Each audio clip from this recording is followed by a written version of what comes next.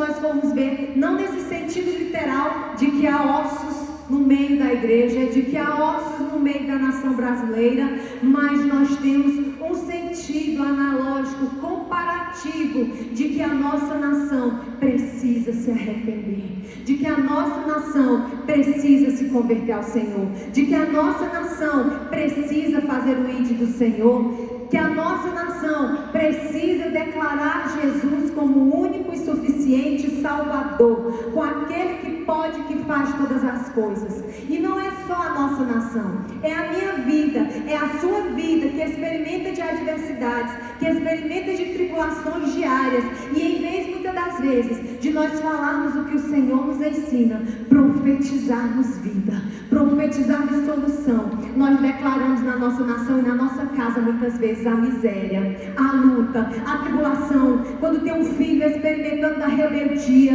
das drogas, das bebidas, da falta de conversão ao Senhor, logo os pais começam, em vez de declarar como o profeta dizia para declarar, ali o Senhor dizia ao profeta para declarar: profetize vida.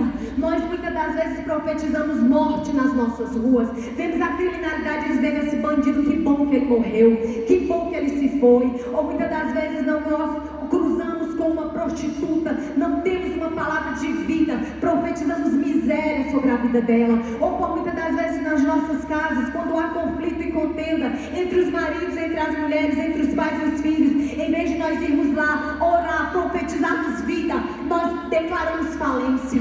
Mas o Senhor essa noite está querendo levantar o povo, não somente a declarar vida nas suas casas, não somente a declarar vida nas suas ruas, mas declarar vida nos quatro cantos dessa nação brasileira, e não entregar ela às mãos de Satanás, e não deixar Satanás reinar na nossa nação. E isso a igreja é convocada a fazer: abrir mão das libertinagens, abrir mão das vaidades, abrir mão do comodismo e despertar para o Senhor, quebrar as correntes que aprisionam e deixar que a voz de Deus, assim como direcionou a Ezequiel aquele dia, direcione os nossos dias, direcione as nossas casas, direcione os nossos casamentos, direcione a criação dos nossos filhos, direcione o nosso direito ao voto. É pautado na vontade do Senhor, no poder da sua palavra, que nós devemos viver profetizando vida,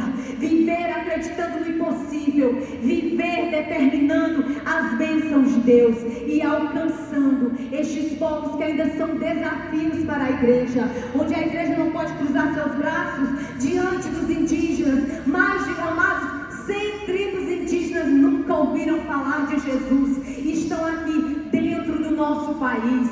Estão também os sertanejos dentro do nosso estado do Ceará, na região do Nordeste. Muitos assentamentos não têm presença alguma de uma igreja evangélica. Em tempos de romaria, quantos evangélicos se dispõem a pregar que a idolatria não salva, pelo contrário, traz desgraça e miséria à nossa nação, ao nosso estado?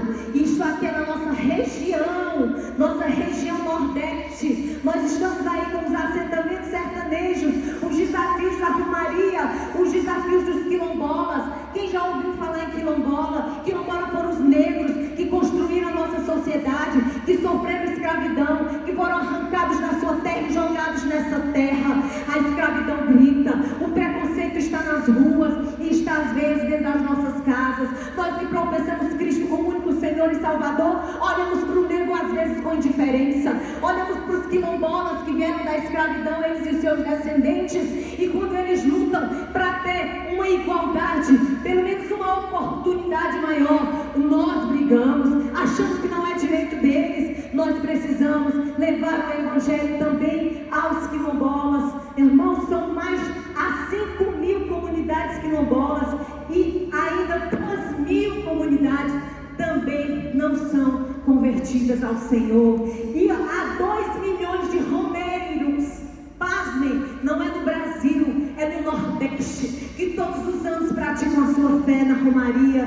deixando de acreditar que Jesus é o único e suficiente Salvador. Eu preciso às vezes ir para longe para fazer a obra do Senhor, o ir de declarar vida à minha nação, cumprir a vontade do Senhor? Não, começa aqui dentro nossa região do Nordeste, nós vemos no Sudeste. No Sudeste é o abismo, é os muito ricos e os muito pobres. Eles também precisam ser alcançados.